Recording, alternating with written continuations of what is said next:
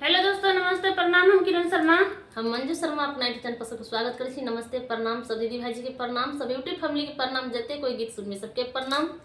और हम दोनों देवरानी जेठानी बहुत प्यारा सा भोले बाबा के नचारी गीत गावे जा रहा है। सब जरूर सुनब, कमेंट करके जरूर बताए। बहुत प्यारा सा गीत है और अहाँ सब ज़्यादा से ज़्यादा शेयर करे के कोशिश जरूर करब और प्यार आशीर्वाद अहाँ सब जहिना दै छी तहिना बरसाबैत रहब और आगा बरसाओ और प्यार आशीर्वाद खूब दिए कि हमरो सबके गीत गावे में नीक लगे और अहाँ सबसे बातचीत करे में नीक लगे।